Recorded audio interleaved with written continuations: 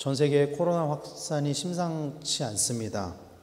우리나라도 지금 굉장히 확진자가 많이 늘어난 상태이긴 하지만 미국이나 유럽 같은 곳은 우리나라랑 비교할 수 없을 정도로 굉장히 많은 확진자가 나오고 있죠. 하루에 미국은 20만 명씩 확진자가 나오고 있는 상황이니까요. 그에 비하면 우리나라는 상대적으로 괜찮은 편이긴 하지만 그래도 우리나라도 그렇고 유럽이나 미국도 그렇고 전 세계 사람들이 코로나에 대한 공포로 인해서 삶이 참 많이 바뀐 것 같아요. 불과 1년도 안 됐는데 그 1년 새에 삶의 패턴이 참 많이 바뀐 것 같습니다. 근데 그 바뀐 원인을 보면은 이 코로나에 대한 공포 때문인 것 같습니다. 그리고 그 코로나에 대한 공포의 근본 원인은 결국에는 그 공포의 근본 원인은 어디를 향해서 가고 있냐면은 죽음입니다. 죽음. 모든 인간은 한 번 태어났다가 한 번 죽는 것이 성경의 원리이고 과학의 원리입니다. 그렇죠? 성경에서도 그렇게 이야기를 하고 있어요. 한 번 나고 한 번 죽는 것이라고. 그리고 과학적으로도 한 번 태어났다가 한 번 죽는 것이 원리이죠. 이게 너무 당연한 거죠. 모든 사람에게. 누구도 죽음을 피해갈 수는 없습니다. 물론 성경에는 죽지 않고 하나님 나라에 간 사람들도 나오고 있죠. 성경에 보면은 더러는 죽지 않고 하나님 나라에 간 사람도 있습니다. 그러나 몇몇 일부 예외적인 에녹이나 엘리야나 예수님이나 이런 예외적인 상황을 빼면은 성경에 나와 있는 위대한 인물이었던 모세나 다윗이나 혹은 이사야, 예레미야, 베드로, 사도 바울 모두 죽음을 피해가지 못했습니다. 모두 다 죽었어요. 한 번 태어나고 한 번 죽었다라는 것입니다. 그리고 그 죽음은 사람들에게 있어서 모든 두려움의 근본 원인이 되는 것 같습니다. 사람들이 가지고 있는 두려움의 끝은 결국은 죽음을 향해서 가고 있다라는 거예요. 그렇다면 죽음이 무엇이냐는 거예요. 죽음이 당장 내 삶 앞에, 내 눈앞에 당면에 있는 현실이 아니기 때문에 대부분의 사람들은 죽음에 대해서 생각을 하지 않고 살아가죠. 그런데 누구나 다 죽음은 우리에게 언젠가 찾아올 건데 이 죽음이 뭐냐는 거예요. 이 죽음의 실체가 있느냐는 것입니다. 오늘 우리가 읽은 본문은 이렇게 시작합니다. 31절 말씀에 보면 이렇게 시작하죠. 형제들이여 내가 그리스도 예수 우리 주 안에서 가진 내 자랑인 여러분을 두고 단언합니다만 나는 날마다 죽습니다. 개역개정에서는 나는 날마다 죽노라 그렇게 번역을 하고 있죠. 사람은 한 번 태어나고 한 번 죽는 것이 원리라고 이야기를 했습니다. 그것은 성경에서도 이야기를 하고 있고요. 과학적으로도 너무나도 분명한 원리예요. 그런데 바울은 이렇게 고백하는 거예요. 나는 날마다 죽습니다. 나는 날마다 죽습니다. 바울이 어떻게 날마다 죽는다고 이렇게 고백할 수 있을까요? 그러니까 이것을 알기 위해서는 죽음이 뭐냐? 이거를 알아야 된다는 거죠. 요한복음에서는 죽음과 생명에 관해서 이렇게 이야기를 하고 있습니다. 요한복음 1장 1절부터 4절 말씀엔 이렇게 기록을 하고 있어요. 태초에 말씀이 계시니라. 이 말씀이 하나님과 함께 계셨으니 이 말씀은 곧 하나님이시니라. 그가 태초에 하나님과 함께 계셨고 만물이 그로 말미암아 지은 바 되었으니 지은 것이 하나도 그가 없이는 된 것이 없느니라. 1절부터 3절 말씀을 보면은 말씀이 누군지를 우리는 유추할 수 있습니다. 누구죠? 바로 예수 그리스도입니다. 이 말씀에 관해서 태초에 하나님과 함께 계셨고 만물이 그로 말미암아 지은 바 되었다라고 이야기를 하고 있어요. 그리고 요한복음 1장 14절에서는 이 말씀에 대해서 이렇게 이야기했잖아요. 말씀이 육신이 되어 우리 가운데 거하셨다. 그러므로 이 말씀은 예수님을 이야기하고 있는 것입니다. 그런데 요한복음 1장 4절 말씀에 보면 이렇게 이야기를 하고 있어요. 그 안에 생명이 있었으니 이 생명은 사람들의 빛이라. 이렇게 이야기를 하고 있습니다. 여기서 이야기하는 그 안에 그는 말씀, 예수 그리스도, 예수님을 이야기를 하고 있는 것이죠. 즉 무슨 이야기냐면 요한복음 1장 1절에서 4절 말씀 또 저 뒤에 가면 14절 말씀을 봤을 때 결국에 우리가 생명을 얻기 위한 방법, 생명을 얻기 위해서는 무엇을 얻어야 되냐? 생명이 어디 있는지를 알면은, 생명이 예수 그리스도 안에 있다는 것을 알면은 그 예수 그리스도를 우리가 얻을 때 생명까지 얻게 된다는 것을 우리가 알 수 있다라는 것이죠. 죽음은 여러분 생명이 없는 상태가 죽음입니다. 생명이 없는 상태가 죽음입니다. 마치 빛이 없는 상태가 어둠인 것처럼 그러니까 어둠은 실체가 없는 거죠. 빛이 없는 상태가 어둠인 거예요.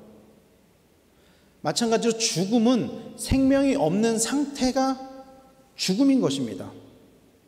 그러니까 죽음이라는 것은 결국에는 예수님이 없는 상태, 예수님이 없는 것, 이것이 죽음이라고 이야기할 수 있다는 거죠. 그러면 육신의 죽음을 우리가 어떻게 받아들여야 하느냐는 거예요. 우리는 이것을 영적인 죽음으로 받아들이고 있잖아요.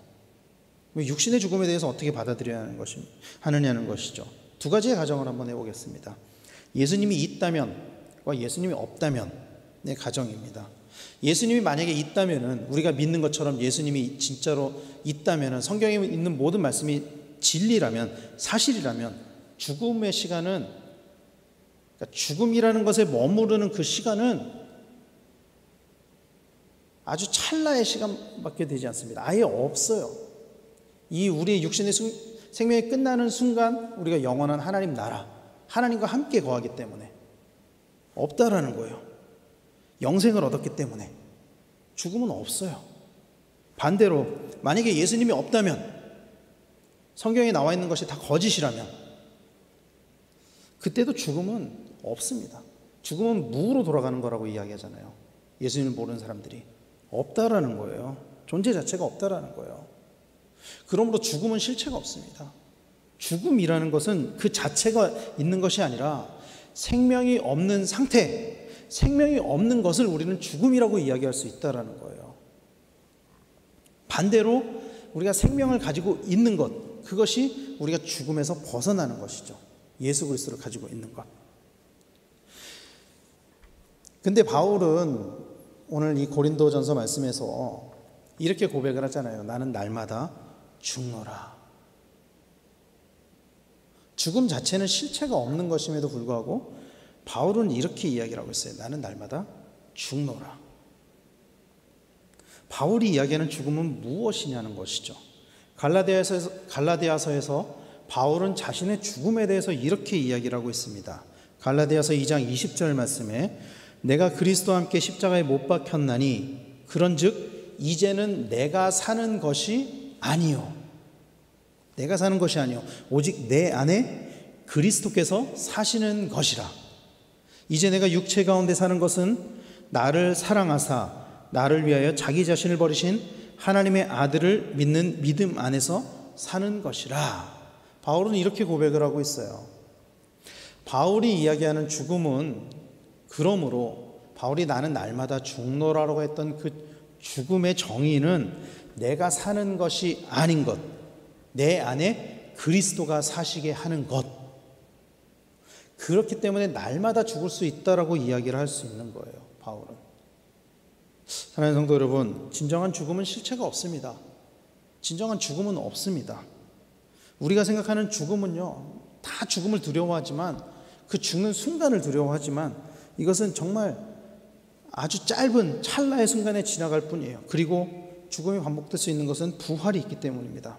그래서 바울은 오늘 본문에서 이렇게 이야기를 하고 있죠. 32절 33절 말씀을 제가 현대어 성경으로 읽어드릴게요. 만일 내가 에베소에서 인간적인 동기로 맹수들과 싸웠다면 내게 무슨 유익이 있겠습니까? 만일 죽은 사람이 살아나지 못한다면 내일 죽을 것이니 먹고 마시자라고 할 것입니다. 속지 마십시오.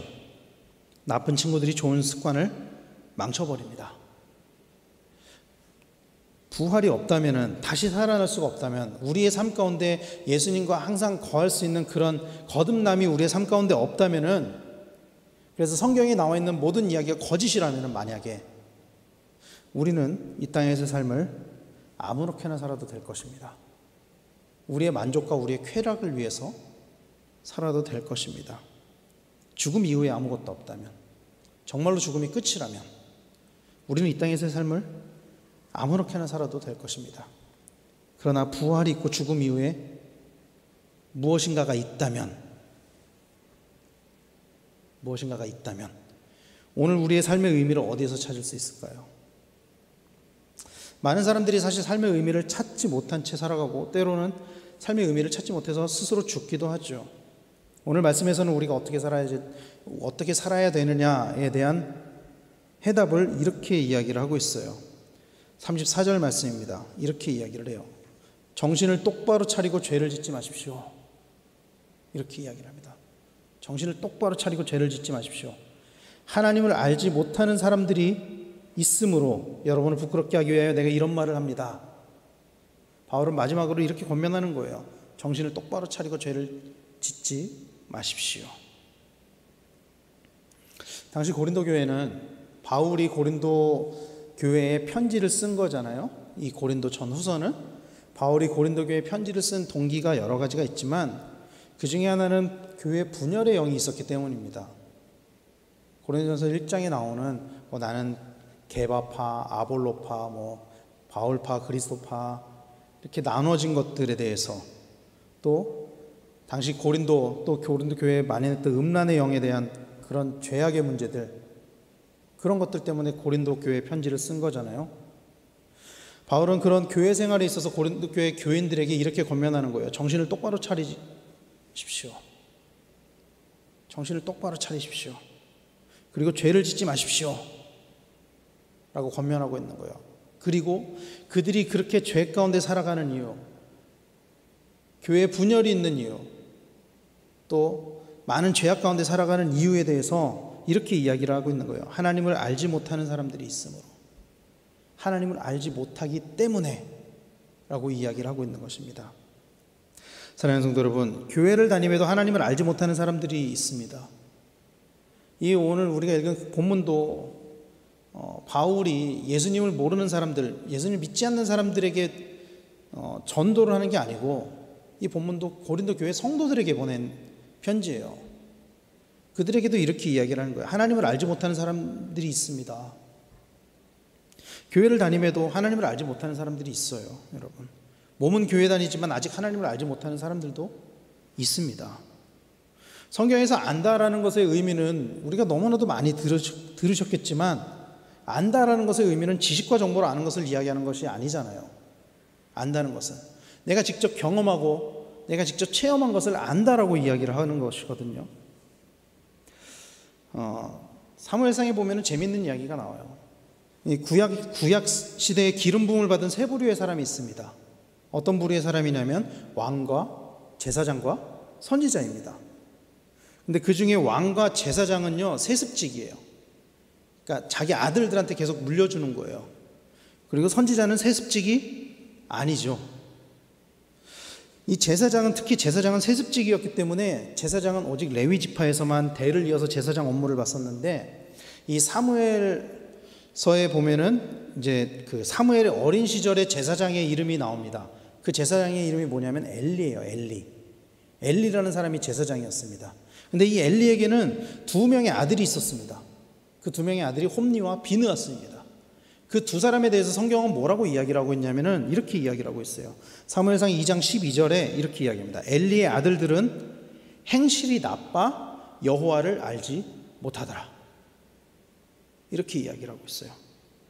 엘리의 아들들도 제사장이었어요. 제사장의 아들이었습니다. 제사장이었어요. 자신들도. 오늘날로 치면은 예배를 집례하는 어쩌면은 목사님이나 전사님이나 사역자들에 비교할 수도 있겠죠. 그런데 그 엘리의 아들들에 대해서 성경은 이렇게 이야기를 하는 거예요. 하나님을 알지 못하더라. 여호와를 알지 못하더라. 그렇게 이야기를 하고 있는 거예요. 사랑하는 성도 여러분, 우리는 하나님을 알아야만 합니다. 하나님을 힘써 알아야만 합니다. 하나님을 알아야만 바울이 고백했던 나는 날마다 죽노라, 이것이 가능한 것입니다.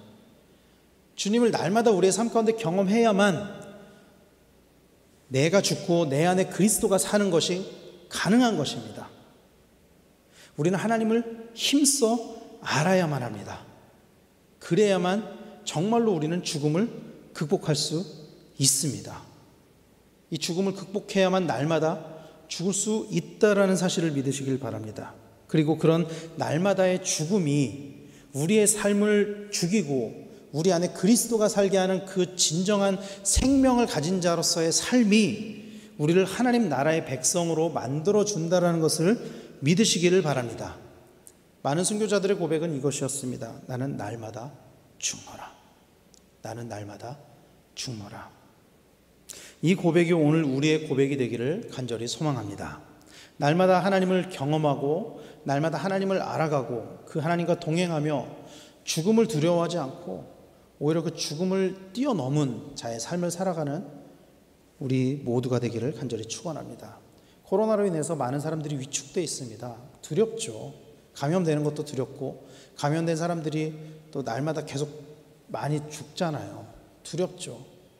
근데 그 두려움에 맞서서 우리는 그 두려움을 뛰어넘을 수 있어야 됩니다. 두려움을 이길 수 있어야 됩니다. 믿음으로 이겨낼 수 있어야 됩니다.